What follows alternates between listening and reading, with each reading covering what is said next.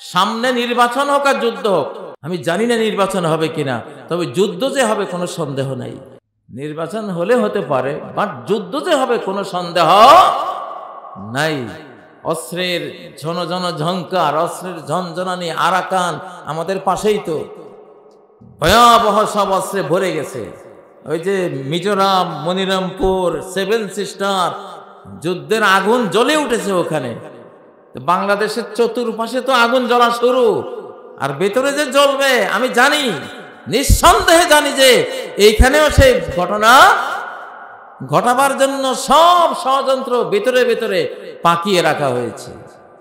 অতএব কোন একটি দলের পক্ষে এই বাংলাদেশকে কন্ট্রোল করা কখনো কোন ক্রমেই এই পরিস্থিতিতে সম্ভব হবে না। আপনারা মনে করবেন না যে বিপদ থেকে মুক্তি পেয়ে গেছেন, না, বিপদ এখন আরো আসবে। ثم جعلناكم خلائف في الأرض من بعدهم لننظر كيف تعملون। আমি তোমাদেরকে এই বাংলাদেশে, বাংলার জমিনে, পৃথিবীতে তোমাদেরকে আমি জালিমদের ধ্বংসের পরে ক্ষমতা দিয়েছি। আমি দেখছি, দেখতে চাই, আমি মনিটরিং করছি তোমাদের আমল কি, তোমরা তোমাদের কর্ম কি, তোমরা কিভাবে দেশ চালাও, নিজেরা চলো, আমি সেটা দেখার জন্য তোমাদেরকে ক্ষমতা দিয়েছি। আল্লাহ তাবারাকা ওয়া তাআলার দিকে মুতাওয়াজ্জহ হচ্ছি, যিনি আমাদেরকে মুসলিম হওয়ার তৌফিক দিয়েছেন, আমাদেরকে মানব জাতি হিসেবে সমস্ত সৃষ্টি জগতের উপরে মর্যাদা দিয়েছেন, আমাদেরকে একটি সুন্দর দেশ মুসলিম বাংলাদেশ, মুসলিম একটি মানচিত্রে স্বাধীনভাবে নিরাপদে বসবাস করার একটি নতুন সুযোগ, একটি নতুন স্বাধীনতা, নতুন একটি মুক্তি তিনি আমাদের দান করেছেন। আলহামদুলিল্লাহ। প্রিয় ভাইয়েরা, আজকের যে বাংলাদেশ, নতুনভাবে যে স্বাধীন বাংলাদেশ, আমরা 17 বছর চেষ্টা করেছি দেশটাকে নিজেদের হাতে নিতে। হাজার হাজার মানুষ শহীদ হয়েছে, হাজার হাজার মানুষ দেশ ছাড়া হয়েছে, শত শত মানুষ গুম হয়েছে, হাত পা চোখ হারিয়েছে, পঙ্গু হয়েছে। কিন্তু 5ই আগস্টের আগে 18 কোটি মানুষের কেউই জানতো না যে 1-2 ঘন্টার ব্যবধানে 17 বছরের এই নির্যাতন থেকে আমাদের মুক্তি আসবে। কিন্তু এক আল্লাহ, তিনি জানতেন। আবাবিল দিয়ে, ঝাঁকে ঝাঁকে ছোট পাখি দিয়ে যেমন আল্লাহ কাবার বিশাল শত্রু বাহিনীকে ধ্বংস করে দিয়েছিলেন, আমাদের ছোট্ট ছোট্ট শিশু, কিশোর, তরুণদেরকে দিয়ে বিশাল এক শক্ত, অকল্পনীয় শক্তিশালী জালিমকে আল্লাহ তাআলা বিদায় করে দিয়েছে। এর পিছনে কার হাত রয়েছে? আল্লাহর। আল্লাহু আকবার। ওয়ামান নাসরু ইল্লা মিন ইনদিল্লাহ।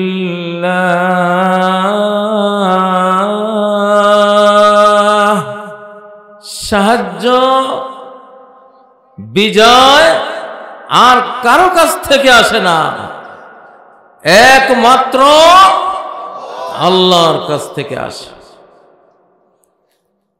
সূরা নাসর আমরা কম বেশ সবাই জানি, ইজা জাআ নাসরুল্লাহি ওয়াল ফাতহ, যখন আসবে নাসরুল্লাহ, আল্লাহর সাহায্য। নাসরুল্লাহ মানে কি? আল্লাহর সাহায্য। সাহায্য কার থেকে আসে? বিশ্বাস করতে কষ্ট হয়। এই পৃথিবী কি এক সময় ছিল? ছিল না। এই আকাশ ছিল? ছিল না। এই তারকারা যে গ্রহ তারা কি ছিল? ছিল না। বিজ্ঞানীরা হিসাব করছে আজ থেকে 2700 কোটি বছর আগে,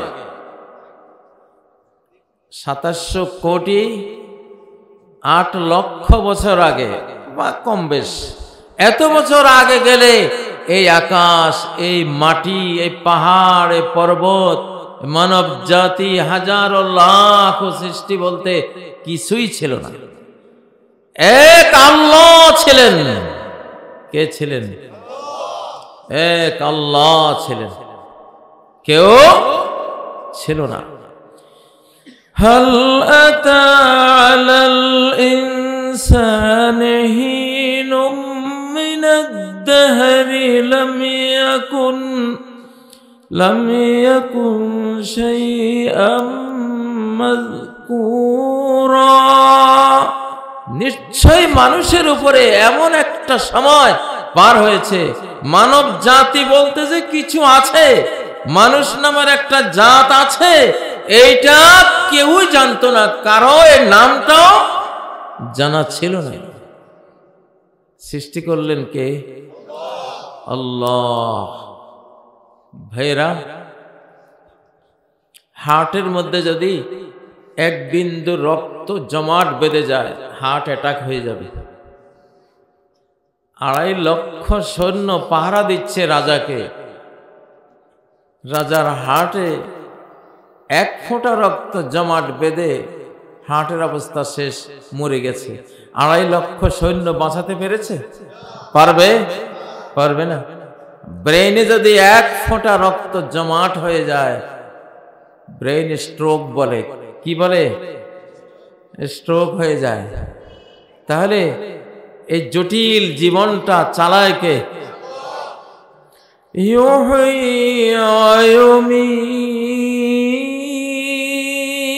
হায়াত তিনি দেন, জীবনও তিনি দেন। প্রিয় ভাইয়েরা, সবকিছু এই পৃথিবীর এক জায়গা থেকে পরিচালিত হয়। কয় জায়গা থেকে? সেটা কোথায়? আল্লাহর আরশ, আরশের উপরে আল্লাহ। আল্লাহ কোথায়? আরশের উপরে। আর রহমানু আলাল আরশি ইস্তাওয়া, রহমান আরশের উপরে সমাসীন। সেখান থেকে আপনার গায়ের কাছে থাকলে আপনাকে যেভাবে তিনি দেখতেন ঠিক সেইভাবেই দেখতেন। আল্লাহু আকবার। ও ভাইয়েরা, তো 5ই আগস্টের শুকরিয়া আদায় করতে হলে কার শুকরিয়া আদায় করবেন? আল্লাহর শুকরিয়া আদায় করবেন। আলেম সমাজ, আমরা যখন বিমানবন্দরে যেতাম তখন সবাই ভয়ে ভয়ে থাকতাম, কোন পেঁচে ফেলে কোন সর্বনাশ করে। ঠিক নয় কি? আমি যেদিন দেশটা ছাড়লাম, আমি কাউকে জানাইনি যে আমি বাংলাদেশ ছেড়ে চলে যাচ্ছি। 13টার মতো হুমকি পেলাম ডাইরেক্ট হিট করার। বিমানবন্দর যখন পার হচ্ছি, প্রতিটি কদমে কদমে চিন্তা ছিল, না জানি কে এসে আবার হ্যান্ডকাপ নিয়ে আসে।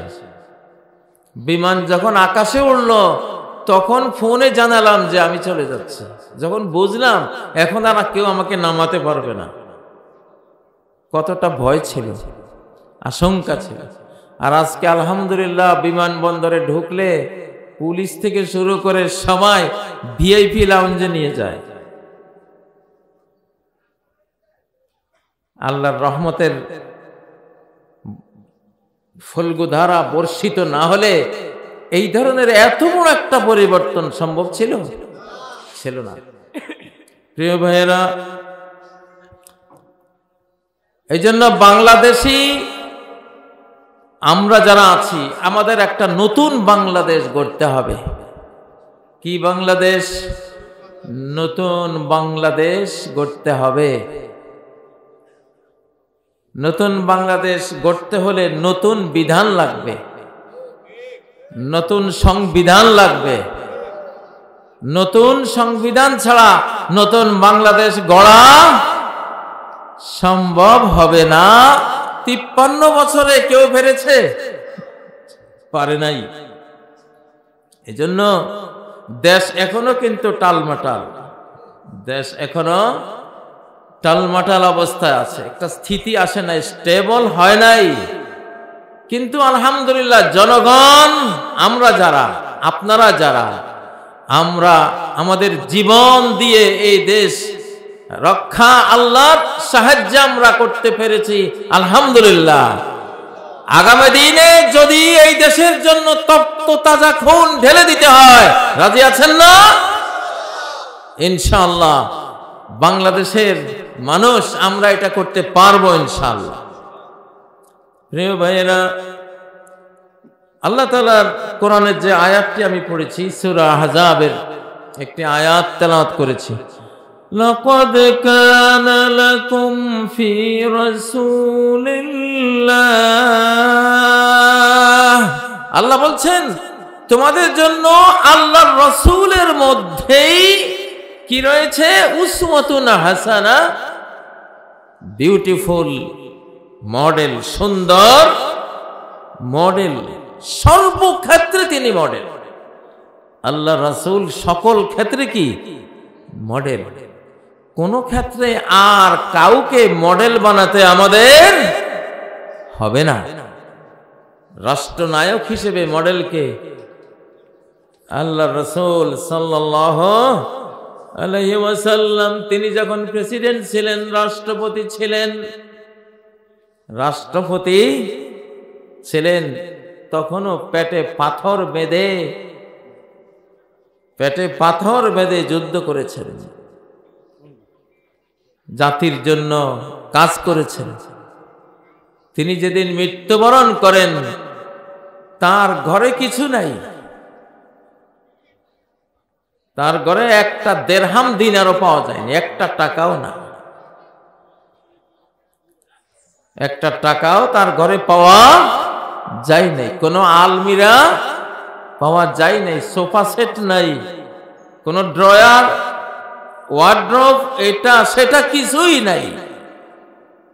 শুধু তার কোরআনের সাথে লোহার সম্পর্ক, কোরআনের সাথে লোহার সম্পর্ক। সূরা হাদীদ আছে কোরআনে, লোহার সূরা। কিসের সূরা? লোহার সূরা আছে। দুনিয়াতে ইবলিস আছে না নাই? ইবলিসের বাহিনী আছে না নাই? এখন ফিলিস্তিনে, সিরিয়া কিভাবে মুসলমানদেরকে মারা হচ্ছে কি না? সিরিয়ার জালিম কিছুদিন আগে পালিয়েছে, বাংলাদেশের মতো বাংলাদেশি স্টাইলে পালিয়েছে আলহামদুলিল্লাহ। তো শাম বা সিরিয়া, ফিলিস্তিন এই অঞ্চল মুক্ত হলে শুরু হবে কিয়ামতের বড় বড় আলামতগুলির সিরিজ আগমন। উমরান বাইতুল মাকদিস খরাব ইয়াসরিব, এই যে সিরিয়া, এইটা যখন আবাদ হবে, এখানে যখন ইসলাম আসবে, মুসলমানরা ক্ষমতা পাবে, তখন মদিনা ছেড়ে মানুষেরা সমানে এই ফিলিস্তিন, সিরিয়া, বাইতুল মুকাদ্দাস এখানে এসে বসবাস করবে, মদিনা ত্যাগ করে চলে আসবে। যখন মদিনা ত্যাগ করে চলে আসবে, খুরুজুল মালহামা, তখন মহাযুদ্ধ বেরিয়ে আসবে। মহাযুদ্ধ সামনে, সেই মহাযুদ্ধের পরিস্থিতি কিন্তু আমরা দেখতে পাচ্ছি হাতছানি দিচ্ছে।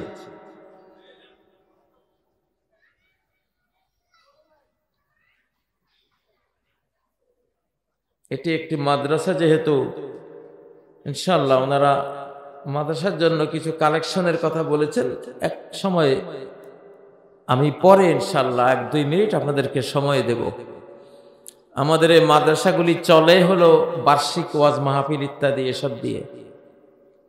প্রিয় ভাইয়েরা, বাংলাদেশে এই পর্যন্ত যত প্রেসিডেন্ট এসেছে, যত প্রধানমন্ত্রী এসেছে, একজনেরও পরিণতি ভালো হয় নাই। এই পর্যন্ত একজনেরও পরিণতি কি ভালো হয়েছে? হয় না। শেখ মুজিবুর রহমান পরিণতিটা কি ভালো ছিল? এত করুণ পরিণতি পৃথিবীর ইতিহাসে খুঁজে পাওয়া খুব কম, খুব কম। 1000টা এই ধরনের ইতিহাসের মধ্যে 2-1টা এরকম হয়েছে। এরপরে জিয়াউর রহমান, উনিও কোনো সুখের মরণটা মরে যেতে পারেননি। পরিণতিটা কতটা ভয়াবহ হয়েছে। আমি সেদিন ছিলাম চিটাগাং, যে সার্কিট হাউসে প্রেসিডেন্ট জিয়া মারা যান, আমি তার 1 কিলোমিটারের মধ্যে ছিলাম। তখন আমি হাঁটাচারি করতাম। আমার এক বোন থাকতো কদমতলী রেল স্টেশন এর কাছে। তো সেই পরিণতি তো দেখলাম। এরপরে এরশাদ আসলো। এরশাদও গুলি খেয়ে মরে নাই, কিন্তু ধুকে ধুকে জেলের ভেতরে এক খুবই অমানবিক জীবন যাপন করতে করতে দুনিয়া থেকে বিদায় হয়েছে। শান্তি হয় নাই, হয়েছে। এরপরে খালেদা জিয়া, তা তো দেখলেনই, জেল, জরিমানা, এতিমের মাল খাওয়ার একটা মিথ্যা অপবাদে কতটা লাঞ্ছিত, অপমানিত, নির্যাতিত হয়েছে, ঠিক না? আর এর পর্যন্ত পরিণতি কিছু আমরা দেখেছি। আরো ভয়াবহ কি পরিণতি সামনে আসতে পারে সেটা আল্লাহ জানেন। সামনের দিনগুলিতে আমরা দেখব। এখন একটা প্রশ্ন, কেন এমনটা হলো? এখানেই তো একটা জিজ্ঞাসা আছে না নাই? সোজা জবাব, এই দেশে যদি কোন প্রেসিডেন্ট, প্রধানমন্ত্রী, রাজনৈতিক নেতা, এই যে পালালো 17 বছরের জালিমরা, আজকে কোথায়? সব ফেলে রেখে 1000 কোটি টাকা মাটির নিচে ফেলে পালিয়ে গেছে না? নিজের ঘর, বাড়ি, বিল্ডিং, আহারে কিছুই এখন তাদের হাতে আছে। এই পরিণতি কেন জানতে হবে না? এই পরিণতির কারণটা কোরআনে আছে, এটা দুনিয়ার কোন সংবিধানে এটা লেখা নাই, ঠিক না বেঠিক? ও ভাইরা, এই দেশ 1947 সালে আল্লাহর নামে নেওয়া একটা দেশ। কার নামে? আল্লাহর নামে। তখন মুসলিমরা যুদ্ধে ঝাঁপিয়ে পড়েছিল একটা জিনিস দেখে, যে মোহাম্মদ আলী জিন্নাহ কোরআন হাতে নিয়ে বলেছিলেন, এইটি আমাদের কনস্টিটিউশন, আমাদের সংবিধান। আমাদের সংবিধান লিখতে হবে না, লেখাই আছে, বুঝেছেন? কিন্তু আমরা দেশ পাকিস্তান বানিয়ে কি আল্লাহর কোরআনকে অনুসরণ করেছি? আল্লাহর রাসূলকে অনুসরণ করেছি? করি নাই। পাকিস্তান ভেঙে গেল ওই কোরআনের অভিশাপে। ওই আল্লাহর সাথে যে বেঈমানি, গাদ্দারি, বিশ্বাসঘাতকতা করেছিলাম, সেজন্য পাকিস্তান 24 বছর টিকে নাই, ধ্বংস হয়ে গেছে, ঠিক নয় কি? ধ্বংস যে হয়েছে খুব ভালোভাবে হয়েছিল। এই দেশের প্রায় 3 লক্ষ মানুষ জীবন দিয়েছে। 30 লক্ষ না, ওটা মিথ্যা কথা। শেখ মুজিব সাহেবকে বলা হয়েছিল আপনি 3 লক্ষের কথা বলেন, উনি 3 মিলিয়ন বলেছিলেন। লাখ আর মিলিয়নের পার্থক্যটা ব্রেইনে তখন হঠাৎ আসে নাই। 3 লাখের জায়গায় বলে ফেলছিলেন 3 মিলিয়ন। আর ওর পরে যখন ওনাকে বলা হলো এটা তো মারাত্মক ভুল, আর কইছি তো কইছি, বুঝেন না? ওই হয়ে গেছে 30 লক্ষ। আমি অনেক বই পড়েছি নিজে, 2,88,000 পর্যন্ত হিসাব পাওয়া যায়। কত? 2,88,000, ধরুন রাউন্ড ফিগারে চলি, কত? 3 লাখ। তো তা কি কম নাকি? 3 লক্ষ মানুষের খুন জমেছে, মিথ্যা কথা বলেছি, কোরআন দেখিয়ে দেশ নিয়েছি, অথচ কোরআনকে পিঠের পিছনে ফেলে দিয়েছি। ঠিক না? মুসলিম নাম, আল্লাহকে সেজদা দেব, আল্লাহর বিধানে চলবো, আল্লাহর নবীর আদর্শে চলবো, এই ওয়াদা নিয়ে ওই পাকিস্তান তৈরি করতেও 10 লক্ষ মুসলমান জীবন দিয়েছে। রায়টে, বিভিন্ন দাঙ্গায়, খুনে, রায়টে 10 লাখ তৎকালীন মুসলিমরা জীবন দিয়েছে। কিন্তু রাষ্ট্র তৈরি করার পরে কোরআনের কথা বললে কয় জঙ্গি। যে কোরআন দেখিয়ে তুমি দেশটা বানালা, সেই কোরআনের কথা বললেই জঙ্গি। তারপরে কিনা কয় আরো কত কি, মৌলবাদী, ঠিক না? আর কি রাজাকার। হ্যাঁ, কামা তাদিনু তুদান, যেমন কর্ম তেমন ফল। তুমি যে রাজাকার বলে বলে আলেমদেরকে ফাঁসিতে ঝুলিয়েছো, নিজামী, মৌলানা মুজাহিদ, আব্দুল কাদের মোল্লা, আহারে এই নিরপরাধ মানুষগুলিকে ফাঁসিতে ঝুলানো হয়েছিল রাজাকার তকমা দিয়েই তো, ঠিক না? মৌলানা আবুল কালাম আজাদ, এই দেশের বুদ্ধিজীবী আলেমদের মধ্যে 2-3 জন বুদ্ধিজীবী আলেমদের মধ্যে মৌলানা আবুল কালাম আজাদ আকরামাহুল্লাহ বেঁচে আছেন। ওনাকে বাচ্চু রাজাকার বানিয়ে মৃত্যুদণ্ডের রায় দেয়াতে উনি চলে গেছেন, পালিয়েছেন। পালিয়ে যাওয়া সুন্নত, জালিমের হাত থেকে পালিয়ে যাওয়া কি? ফাফাররতু মিনকুম লাম্মা খিফতুকুম ফাওয়াহাবা লি রাব্বি হুকমা। মুসা আলাইহিস সালাম বলেন, আমি যখন শুনলাম পার্লামেন্টে আমাকে হত্যা করার পরামর্শ চলছে, আমি পালিয়ে গেলাম। তাহলে পালিয়ে যাওয়া একজন নবীর কি সুন্নত? আমাদের নবী সাল্লাল্লাহু আলাইহি সাল্লাম সম্পর্কেও সূরা আনফালে আল্লাহ বলেছেন, লা ইয়াকতুলুকা আও ইউখরিজুকা আও ইউসবিতুক, তোমাকে ওরা দারুন নাদওয়া মিটিং করছে, হয় তোমারে হত্যা করবে, না হয় দেশ থেকে বের করে দেবে, আর না হয় দেশে বন্দী করে ফেলবে, তখন তুমি দেশ ছেড়ে চলে গেছো। তাহলে দেশ ছাড়াও কি সুন্নতের মধ্যে আছে না? আছে। প্রিয় ভাইয়েরা, যেই কোরআন দেখে দেখিয়ে হাতে তুলিয়ে মোহাম্মদ আলী জিন্না দেশটা স্বাধীন করলো, সেই কোরআনের কথা বলার কারণে শত শত নয়, হাজার হাজার নয়, লক্ষ লক্ষ আলিম উলামা নির্যাতিত হয়েছে। আপনারা কি মনে করেন 5ই আগস্ট আল্লাহ বাংলাদেশ দিয়ে দিয়েছেন, আপনারা এখন সুখে থাকবেন, কোরআনের কথা না বললেও আল্লাহ এই সুখে রাখবেন? এটা কি ভাবেন? অসম্ভব কথা। সামনে আরো ভয়াবহ দিন আসতেছে। এক্ষণে যদি এইবার ভোটে সমস্ত ভোট কোরআনের বক্সে ভরতে হবে, বললাম সকল ভোট কোথায়? কোরআনের বক্স। আমি বলতেছি বিএনপি, জামাত, হেফাজত, তোমরা 3 দল ঐক্যবদ্ধ হও, নাহলে একটা ভোটও যাতে না দেয় তোমাদেরকে কেউ, আমরা ক্যাম্পেইন করি, নির্বাচন করব। কোরআন আস্তে আস্তে ধীরে ধীরে 23 বছর লাগুক, 20 বছর লাগুক, সমস্যা নাই, একটু একটু করে তোমরা কোরআনের দিকে। কোরআন তো নাজিলে হয়েছে কয় বছরে? 23 বছর, তাই না? একসাথেই গোটা কোরআন তো তোমরা ফলো করে ফেলতে পারবে না, আস্তে আস্তে আস্তে এগিয়ে যেতে হবে, নাকি? বিসমিল্লাহ তো পড়তে হবে, গাছটা তো লাগিয়ে দিতে হবে। গাছ না লাগালে চিরকালেই তো এটা মরুভূমি থাকলো, নাকি? বিসমিল্লাহ পড়ে শুরু তো করতে হবে, শুরুটা করে দাও, না হলে বাঁচতে পারবা না। আমি সেদিন মন্ত্রণালয় ঢুকে উপদেষ্টাদেরকে বলছি 2-3 জনকে যে এই আপনাদের ইতিহাস, কালকেও বলেছি একজনকে, এই ইতিহাস দেখেন, আপনাদের পরিণতি এর চেয়ে ভয়াবহ হবে এবং আরো অল্প সময় হবে এইবার যদি ভুলটা করেন। আমার আল্লাহ সাক্ষী, তিনি শুনতেছেন। শাস্তি এবার আরো কঠিন আসবে। অতএব সামনে নির্বাচন হোক আর যুদ্ধ হোক, আমি জানি না নির্বাচন হবে কিনা, তবে যুদ্ধ যে হবে কোনো সন্দেহ নাই।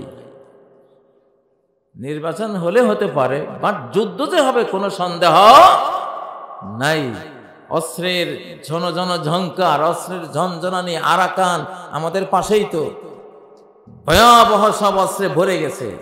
ওই যে মিজোরাম, মনিরামপুর, সেভেন সিস্টার, যুদ্ধের আগুন জ্বলে উঠেছে ওখানে। বাংলাদেশের চতুর্পাশে তো আগুন জ্বলা শুরু, আর ভেতরে যে জ্বলবে আমি জানি, নিঃসন্দেহে জানি যে এইখানেও সেই ঘটনা ঘটাবার জন্য সব ষড়যন্ত্র ভেতরে ভেতরে পাকিয়ে রাখা হয়েছে। অতএব কোন একটি দলের পক্ষে এই বাংলাদেশকে কন্ট্রোল করা কখনো কোন ক্রমেই এই পরিস্থিতিতে সম্ভব হবে না। 5ই আগস্ট আল্লাহ যে বিজয় দিয়েছেন, কিভাবে বিজয় দিয়েছেন? সর্বস্তরের সকল দল দলীয় পরিচয় বাদ দিয়ে বাংলাদেশি নাগরিক সেজে ঝাঁপিয়ে পড়েছে। আল্লাহ তাদেরকে সাহায্য দিয়েছে, ঠিক না? আপনারা মনে করবেন না যে বিপদ থেকে মুক্তি পেয়ে গেছেন, না, বিপদ এখন আরো আসবে।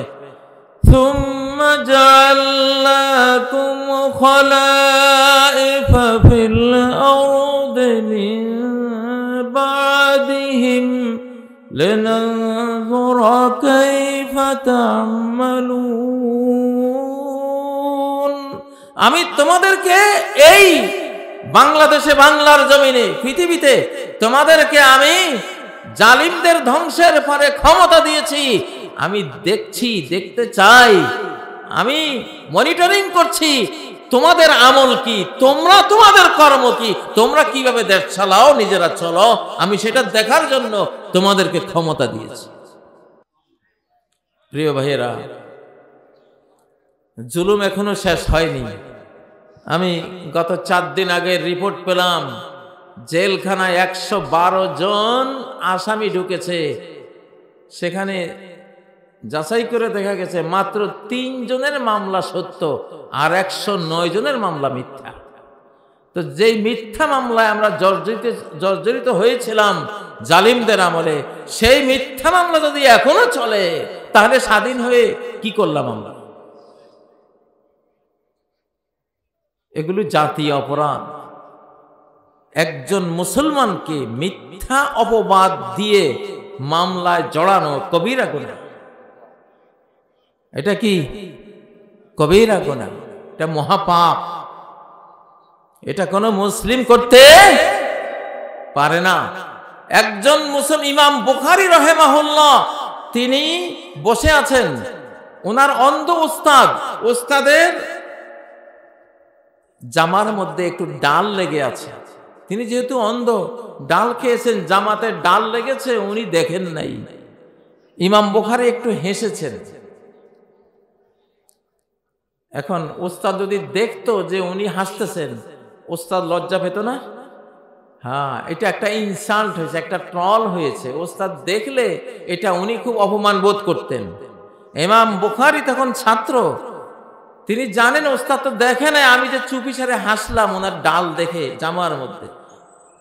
তো উনি আল্লাহকে ভয় পেয়ে উনি বুঝলেন কিয়ামতের দিন আমার এই হাসিটা উঠবে, যে তুমি ওনার এই অবস্থা দেখে বিদ্রুপাত্মক হাসি কেন হাসলা, এটা একটা গুনাহ হিসাবে ধরা হবে।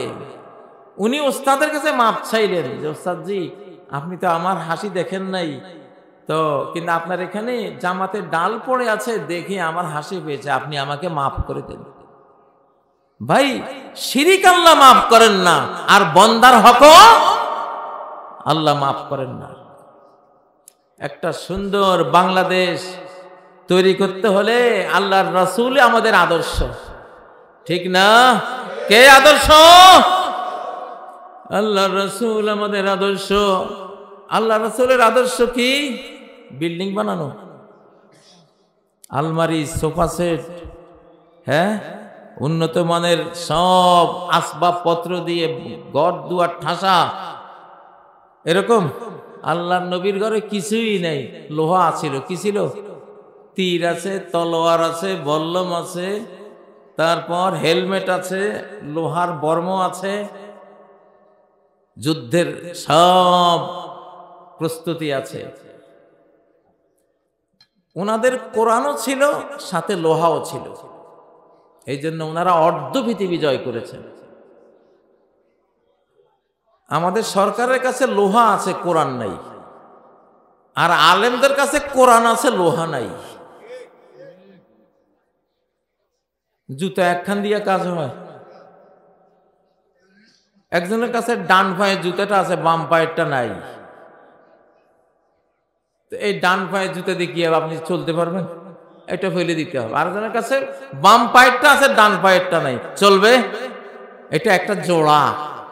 কোরআনে আল্লাহ তাআলা এই যে মুসলমান জাতি, সরকারের কাছে কোরআনও থাকতে হবে, লোহা থাকতে হবে।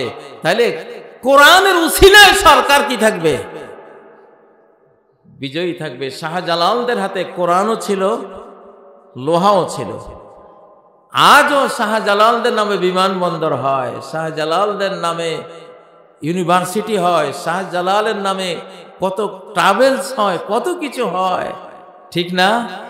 শাহজালালদের পরিণতি তো বঙ্গবন্ধুদের মতো হয় নাই, জিয়াদের মতো হয় নাই, হয়েছে জালিম এই যে শেষ রেজিমের মতো তো হয় নাই, করুণ পরিণতি হয় নাই। তারা এমন প্রশংসিত, এমন নন্দিত হয়েছেন, আজও তারা এই বাংলাদেশে এক বাক্যে কোন বাঙালি কোন বাংলাদেশি আছে শাহজালালকে চেনে না, শাহজালাল নাম শুনে নাই, এরকম একজনও কি পাওয়া যাবে? প্রশংসা কার থেকে আসে? وَتَرَكْنَا عَلَيْهِ فِي الْآخِرِينَ। আমি আমার পথে যারা চলে তাদের জন্য প্রশংসা রেখে দিয়েছি পরবর্তী জেনারেশনের পরে জেনারেশনের মধ্যে, কিয়ামত পর্যন্ত তাদের প্রশংসা, তাদের জন্য দোয়া এই পৃথিবীতে চলতেই থাকবে। আল্লাহু আকবার। বর্তমান যারা রাজনীতি করছেন, আপনি একটা ওয়ার্ড মেম্বার হন, কমিশনার হন, চেয়ারম্যান হন, এমপি হন, আপনি রাষ্ট্রের উপদেষ্টা হন, যেটাই হন, আপনার হাতে কি লাগবে? আল্লাহর কোরআন লাগবে। ইন্নাল্লাহা ইয়ারফাউ বিহাযাল কিতাবি আকওয়ামা। আল্লাহ তাআলা এই কোরআন দিয়ে বহু জাতিকে অনেক উঁচু মর্যাদায় নিয়ে যান। শাহজালাল, শাহপরান, শাহ মখদুম, খান জাহান আলী, আজও এদের জন্য মানুষ কত কান্না করে, এদেরকে কত সম্মান করে, ঠিক না? আর 53 বছরে আমরা যাদেরকে পেলাম, কারোই তো এই পরিণতিটা আমরা দেখলাম না। আচ্ছা, তাদের পরিণতি খারাপ হয়েছে, আর আমরা পাবলিকরা, আমাদের পরিণতি কি খুব ভালো হয়েছে? আমরাও শান্তি পাই নাই। পাইছেন শান্তি? তারজুন নাজাতা ওয়ালাম তাসলুক মাসালিকাহা। তুমি মুক্তি চাও কিন্তু মুক্তির পথে চলো না। যতই স্লোগান দাও মুক্তি চাই, মুক্তির পথে না চললে কি মুক্তি পাবা? ইন্নাস সাফিনাতা লা তাজরি আলাল ইয়াবসি। নৌকা কখনো মরুভূমিতে চলে? হ্যাঁ, মুক্তি কখনো ধ্বংসের পথে আসে? আসে না। প্রিয় বন্ধুরা, এই জন্য বলছি, আগামী পৃথিবীটা 7 মহাদেশ সামনে ইসলামের আওতায় আসতেছে। সকল খ্রিস্টান মুসলিম হয়ে যাবে, সকল হিন্দু যারা বেঁচে আছে এখন একদিন ইসলাম কবুল করে ফেলবে। পৃথিবীর কোন জাতি ইসলামের বাইরে থাকবে না। এমন এক সুন্দর পৃথিবী আসতেছে। অতীতে যেমন নবীরা ছিলেন বাদশাহ, নবীজির আমলে নবীজি কি ছিলেন? বাদশাহ ছিলেন। সুবহানাল্লাহ। একদিন এক টুকরা স্বর্ণ রেখে নবীজি আসরের নামাজ পড়তে আসছেন, রাষ্ট্রীয় স্বর্ণ। তিনি তো কিছুই রাখেন না। তিনি বলতেন, যদি উহুদ পাহাড় পরিমাণ স্বর্ণ আমার কাছে আসে, 3 দিনে আমি ব্যয় করে শেষ করে দেব। শুধু ঋণের জন্য 2-4টা দিন আর রাখতে হলে রাখবো, সব শেষ করে দেব। তো এক টুকরা স্বর্ণ, নামাজ পড়েছেন উনি, নামাজ সালাম ফিরিয়ে দৌড়ের মতো গেলেন, গিয়ে আয়েশাকে দিয়ে আসলেন, আয়েশা এই স্বর্ণের টুকরাটা তাড়াতাড়ি কোনো ফকির মিসকিন অভাবীকে দিয়ে দাও। ফিরে আসলেন, সাহাবীরা জিজ্ঞাসা করলেন, ইয়া রাসূলুল্লাহ, আপনি এত দ্রুত কেন গেলেন, আবার ফিরে আসলেন? যে এক টুকরা স্বর্ণ রয়ে গেছিল, রাষ্ট্রীয় সম্পদ, এইটা রেখে যদি আমি মারা যেতাম, মাহালু মুহাম্মাদিল্লাহ মাত ওয়া হুয়া ফি বাইতিহি, যদি মুহাম্মদ সাল্লাল্লাহু আলাইহি সাল্লাম এই রাষ্ট্রীয় সম্পদটা ঘরে রেখে মারা যেত, আল্লাহর কাছে কি জবাব দিত তিনি? আল্লাহু আকবার। আমাদের এই রকম রাষ্ট্রনায়ক চাই। কারা কারা চান? ফি রাসূলিল্লাহি উসওয়াতুন হাসানাহ। আল্লাহু আকবার। ও ভাইয়েরা, এরকম রাষ্ট্রনায়ক যদি চান, এরকম রাষ্ট্রনায়ক বানায় তো কোরআনে। কে বানায়? কোরআনে বানায়, কোরআনে বানায়। আল্লাহু আকবার। কি বিচারক ছিলেন! এক মহিলা চুরি করেছে, এখন সে খুব সম্ভ্রান্ত মহিলা, চুরিতে ধরা পড়েছে, চুরি প্রমাণিত হয়েছে। নবীজি রায় দিলেন, তার হাত কেটে দাও। কোরআনিক বিচার। হাত কাটার কথা শুনলে মানুষ মনে করে আল্লাহর কোরআনের আইন বড় কঠিন। আসলে কঠিন না। আসলে এখানে গুণ রহস্য হলো, হাত কাটা এমন একটা সাজা, যদি চোরেরা শুনে যে চুরি ধরা পড়লে এই হাতের কবজি পর্যন্ত উড়ে যাবে, থাকবে না। কোন চোর জীবনে কল্পনায় করবে না যে আমি চুরি করি আর কবজি সহ হাতটা হারাই, মানে চুরিটাই বন্ধ হয়ে যাবে। আল্লাহ চুরি বন্ধ করার জন্য এত কঠিন একটা আইন দিয়েছেন, হাত কাটার জন্য না। এই আইন যখন চালু হয়েছে, 100 বছরে একজন চোর ধরা পড়েছে। আল্লাহু আকবার। কয় বছরে? তাহলে চুরি রয়েছে। আল্লাহ চাইছেন এইটা, যে এমন একটা আইন করব, চোরে শুনলে পিলে চমকে যাবে, চুরি করার নামও মুখে নেবে না। বাংলাদেশের চোরগুলিরে যদি এই আইনটা একটু শুনাইতে পারতাম, বিশ্বাস করেন রাস্তায় টাকা পড়ে থাকলেও কেউ নিত না। ঠিক না? এমনি চোর ধরে পিটাইয়া গণপিটুনিতে হত্যা করে ফেলে, ওটা দোষ নাই। আল্লাহর আইনটা করলে এটা কঠিন। আরে ভাই, এটা তুমি বুঝো না, এটা কঠিন না। এটা আল্লাহ এই জন্য দেয় না যে হাজার হাজার মানুষ চুরি করবে আর হাজার হাজার মানুষের হাত কাটা হবে না। 100 বছরে একজন, খালি একটা হাত কাটা, খালি শুনছে মানুষ, সব চোখ ঠান্ডা। ঠিক না বে? ঠিক। আরে ভাই, কোন রোগের কোন ঔষধ এটা কে জানে? তা আল্লাহ জানে। ওয়াল্লাহু ইয়ালামু ওয়া আনতুম লা তা'লামুন। সব জিনিস, কোন রোগের কি চিকিৎসা, কোন অপরাধের কি সাজা, কে জানেন? আল্লাহ জানেন। আর তোমরা কিছুই জানো না, কিছুই জানো না। তোমরা যত বিচার করবা তত চোরের সংখ্যা বাড়বে। বঙ্গবন্ধু তো বলেছিলেন যে আমি চোরের খনি পেয়েছি। চোরের খনির সংখ্যা বাড়তে বাড়তে বাড়তে, চোর বাড়তে বাড়তে বাড়তে এমন হয়েছে বাংলাদেশের কোষাগারে আর কোনো টাকা নাই। 1 নম্বরের টাকা 2 বার ছাপাইয়াও চুরি করছে। আল্লাহু আকবার। ও ভাইয়েরা, চোর মুক্ত বাংলাদেশ চান? চান? কারা কারা চান? হাত তোলেন, হাত নামান। এখন কইলে বেজার হইবেন। বাংলাদেশে আমাদের একটা রাজনৈতিক দল আছে, 1 টাকা চুরিরও কোনো প্রমাণ, তারা মন্ত্রী হয়েছে, মন্ত্রিত্বের মধ্যে পায় নাই কেউ। এক্সরে, আলট্রাসোনোগ্রাম করে অনুবীক্ষণ যন্ত্র দিয়ে দেখিয়াও 1 টাকা চুরি বাইর করতে পারেনি। চিনেননি এরা কারা? জামাতে ইসলাম, তাই না? এবারে আমার মনে করেন যে হুজুরের দল করে না। শুনেন, যার যে গুণ আছে সেই গুণটা তার বলতে হয়। বাংলাদেশের 1 নম্বর সমস্যা এখন চুরির সমস্যা, ঠিক না? আমি এই জন্য আমি দুবাই থাকতে একটা বক্তৃতা করেছিলাম, বাংলাদেশে যদি অর্থনৈতিক আল্লাহর উলিয়া থাকে তো এগুলি হলো শিবিরের ফলাফল আর জামাতের মানুষগুলি। আলহামদুলিল্লাহ, আলহামদুলিল্লাহ। আমার তো ইচ্ছা করে রাষ্ট্রের সমস্ত টাকা টুকার লেনদেনের সকল জায়গায় আল্লাহর এই মানুষগুলিরে বসাইলে আপনারা শান্তি পাইতেন, ঠিক না? চুরি করবেন, দোষে কোনে মানুষ, অনেক দোষে আমাদের থাকতে পারে, তাদের থাকতে পারে, বাট এই দোষটা যে নাই এটা প্রমাণিত, ঠিক না? তো 1 নম্বর সমস্যা হলো চুরি। সেই 1 নম্বর সমস্যার সমাধান তো একটা আছে, তারা বসে গেলে তাদের দেখা দেখি অন্য দলেরও সবাই ভালো হয়ে যাবে ইনশাআল্লাহ। ভালো হইতে একটা মডেল লাগে, একটা নমুনা লাগে।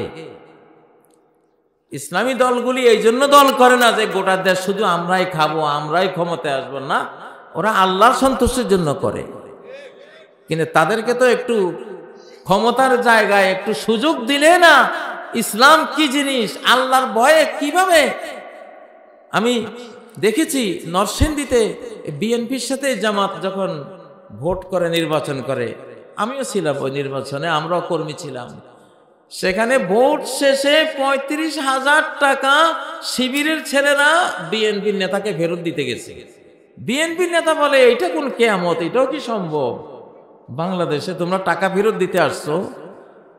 আমি বলি 1000 বার সম্ভব, যদি আল্লাহর ভয় অন্তরে থাকে। আল্লাহু আকবার। ও ভাইয়েরা, আমার শিশুকালের কথা, আমি লক্ষ্মীপুর জেলার মানুষ, মক্তবে পড়তাম। শিশুদের জুতা চুরি হয়, কলম চুরি হয়, খাতা চুরি হয়, হয় না? শিশুরাই নেয়। ধরেন জুতা 1 জোড়া পায় না, কোনো না কোনো শিশু ওটা নিয়ে গেছে। ওস্তাদে একটা কবিতা শিখাইছে, কি কবিতা মুখস্থ করাইতেছে, জুতা চুরি বাহাদুরি লাভ করলে কি, হাসরের দিন খাড়া হবে জুতা গলায় দি। আল্লাহু আকবার। আমার মনে আছে, কি যে ভয় পাইছি। জুতা চুরি বাহাদুরি লাভ করলে কি, হাসরের দিন খাড়া হবি জুতা গলায় দি। আসলে এটা হাদিসে আছে তো, যে যেটা জাকাত দেয় নাই, গরুর জাকাত না দিলে গরু আপনার ভিটে করে, গরু 100 গরু ভিটে নিয়ে হাঁটতে হবে। ওই যে গলায় দিচ্ছেন, স্বর্ণের জাকাত, মালের জাকাত না দিলে এটা সাপ হয়ে গলায় পেঁচাবে।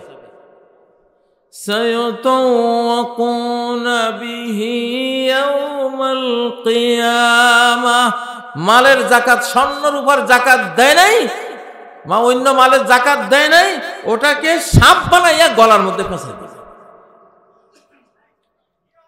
প্রিয় ভাইয়েরা, তো বলতেছিলাম, দেশটা এখন যে পজিশনে আছে, এখান থেকে বাঁচতে হলে অবশ্যই অবশ্যই আমাদেরকে ভালোর জন্য যে কোরআন আল্লাহ নাজিল করেছেন, যে রাসূল আমাদের জন্য দিয়েছেন, রাসূলই একমাত্র নেতা আমাদের, রাসূলই আমাদের রাষ্ট্রপতি, যাকে আমরা ফলো করব, রাসূলই আমাদের, তিনি আমাদের সামরিক প্রধান সেনাপতি। আল্লাহু আকবার। যুদ্ধের ময়দানে সবার আগে তিনি, সবচেয়ে ডেয়ারিং ভয়ঙ্কর জায়গায় যুদ্ধের সময় তাকে পাওয়া যেত, কখনো কোনো পিছপা তিনি হতেন না।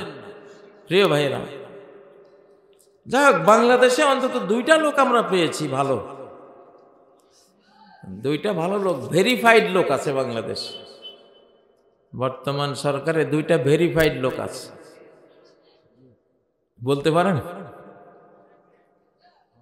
কে কে?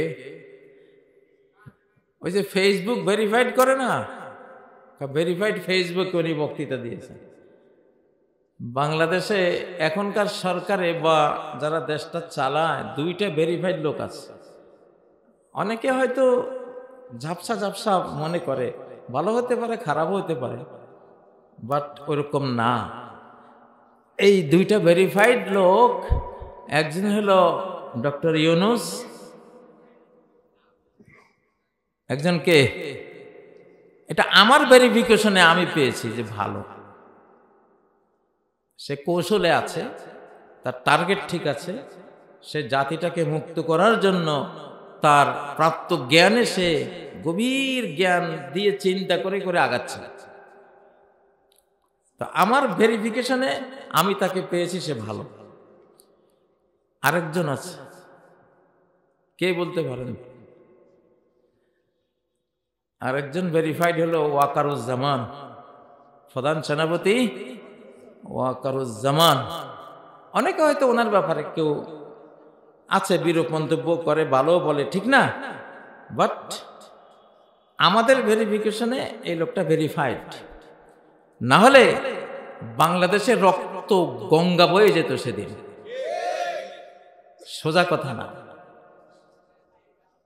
জালিমের আত্মীয় হওয়া সত্ত্বেও সে যে কাজটা করে দিয়েছে, আমার মতে এই লোকটা আর সারা জীবন নেকামল না করলেও আমার বিশ্বাস, আল্লাহ তুমি তারে মাফ করে দিও। আমি দোয়া করি এইভাবে তার জন্য। তো এই দুইটা ভেরিফাইড লোক দুই জায়গায় কিন্তু আল্লাহ বসাইছেন। তো জাতি যতই নড়বড়া হোক, ইনশাল্লাহ আমরা যদি সরকারকে সহযোগিতা দেই, ভালো হওয়ার সাহস যোগাই, নিজেরা ভালো হই, নিজেরা কি ভালো হই, তাহলে ইনশাল্লাহ একটা ভালো রেজাল্ট আসবে। এটা সরকারের ভেরিফাইডের কথা বল। সরকারে যারা আছে, বাদ বাকি রাজনৈতিক দলের মধ্যে তো আছে ভেরিফাইড আছে লোক, ভালো আছে, অনেক দলে আছে, ভালো মন্দ মিলিয়ে আছে, কিন্তু সরকারের মধ্যে দুইজন।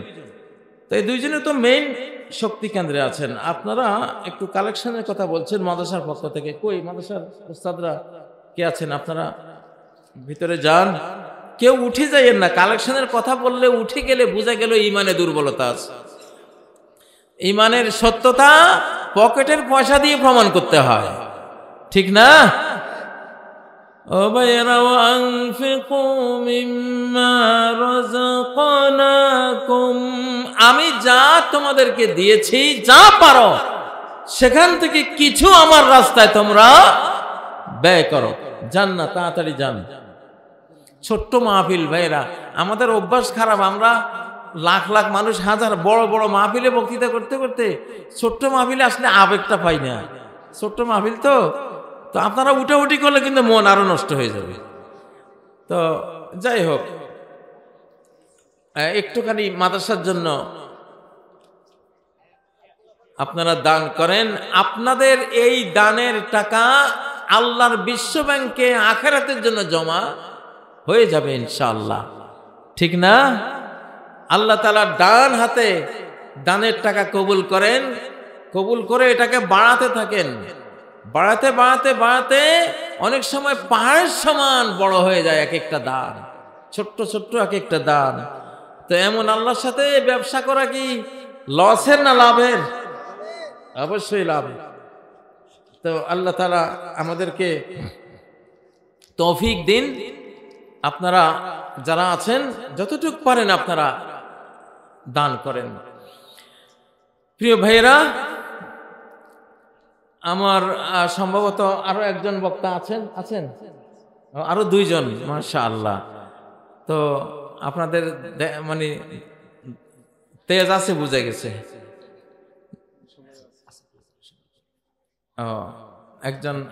একজন খলিফা আছেন, তিনি আসাদ মাদানী সাহেবের খলিফা, ভারতের। আচ্ছা, যাক, উনি বলছেন। তো হতে পারে আমাদের বাংলাদেশে কিছু কিছু ওলামাদেরকে অনেক ভক্তি করা হয়। দেওবন্দ ওলামায়ে দেওবন্দের কথা শুনলেই বাংলাদেশে বিরাট আবেগ। আমার বাবা দেওবন্দি আলেম ছিলেন। আমার বাবা তো হোসেন আহমদ মাদানীর খলিফা ছিলেন, 26 নম্বর খলিফা বাংলাদেশের, মৌলানা হাফেজ আব্দুল গনি রহেমাহুল্লাহ। আমার নানা ছিলেন আশরাফ আলী থানভী রহমতুল্লাহ, ওনাকে পুত্র বলে আদর করতেন। আমার 7 মামা 3 খালা, 10টা নাম, 10টার নামে আশরাফ আলী থানভী রহমতুল্লাহ দেওয়া। ওনার প্রত্যেকটা নাম উনি দিতেন। এই যে মুফতি আব্দুল ময়েজ বাইতুল মুকাররমের খতিব ছিলেন, স্বাধীন বাংলার প্রথম খতিব না, এই আব্দুল ময়েজ নামটাও আশরাফ আলী থানভী রহমতুল্লাহ দেওয়া। যাই হোক, এখানে অনেক আবেগ আছে ওনাদের সাথে, সেজন্য আমরা ওনাদের নাম আসলে দোয়া করি, সম্মান করি। তো আল্লাহ তাআলা তৌফিক দেন। আমি আসলে কথা আর লম্বা করব না, যেহেতু আপনাদের বক্তৃতার সিরিয়াল অনেক, ওনাদের কথা শুনেন। সুবহানাকাল্লাহুম্মা ওয়া বিহামদিক আশহাদু আল্লা ইলাহা ইল্লা আনতা আস্তাগফিরুকা ওয়া আতুবু ইলাইক। আসসালামু আলাইকুম ওয়া রাহমাতুল্লাহি ওয়া বারাকাতুহু।